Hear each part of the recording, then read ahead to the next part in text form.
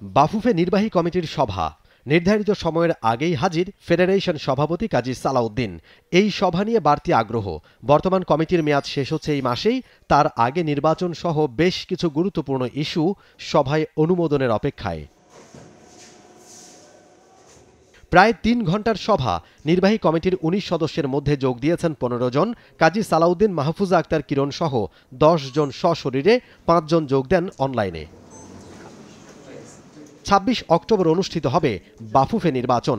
৩ সদস্যের নির্বাচন কমিশন ও appeal commission গঠন করা হয়েছে সভায়। অনুমোদন দেওয়া হয়েছে ১৩৩ জনের ভোটার তালিকা। সভায় কাজী সালাউদ্দিন সভাপতিত্ব করলেও সাংবাদিকদের ব্রিফ করেন নির্বাহী কমিটির সদস্য সত্যজিৎ দাস রূপু।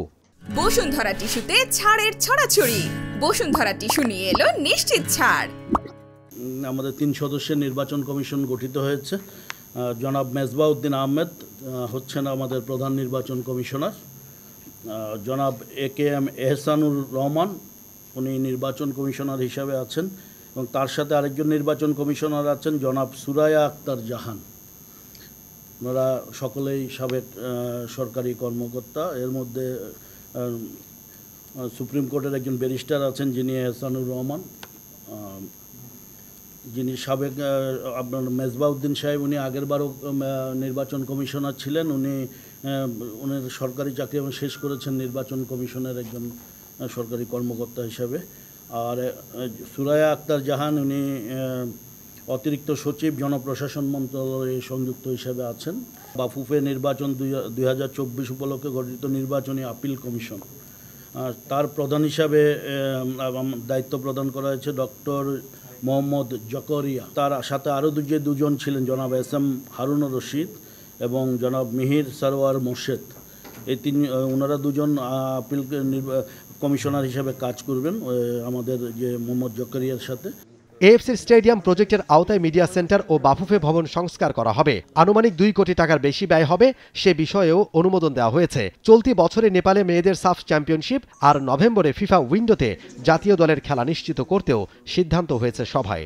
নভেম্বরে আমাদের একটা ফিফা উইন্ডো আছে, তো ফিফা উইন্ডোতে বাংলাদেশ খেলবে, এরকম এটাই ছিল মূল আলোচ্য বিষয়।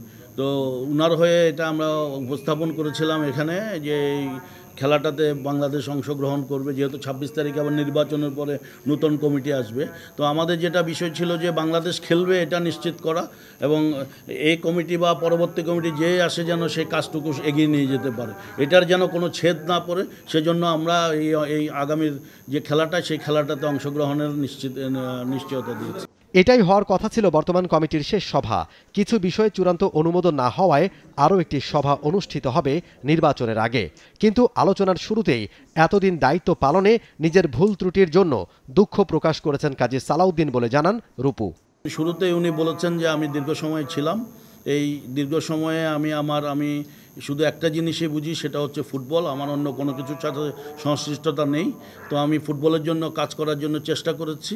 এখানে আমার ভুল ত্রুটি থাকতে পারে বা ব্যক্তিগতভাবে কারোর সাথে যদি কোনো কিছু থেকে থাকে, সেটার জন্য উনি সবার সাথে সরি বলেছেন এবং সেই সাথে বলেছেন উনি যতদিনই ছিলেন ততদিনই এই চেয়ারে থেকে ফুটবলের জন্য কাজ করার চেষ্টা করেছেন।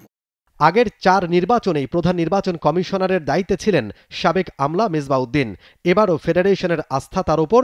নির্বাচন কমিশনকে অবহিত করবে বাফুফে। ২-১ দিনের মধ্যেই নিজেদের কার্যক্রম সম্পর্কে জানাবে নির্বাচন কমিশন। Momin Rohan, T sports, Dhaka.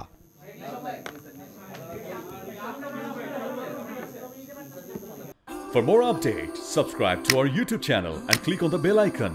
Follow us on Facebook and Instagram. Download T-Sports app to enjoy exciting games and highlights. Visit tsports.com.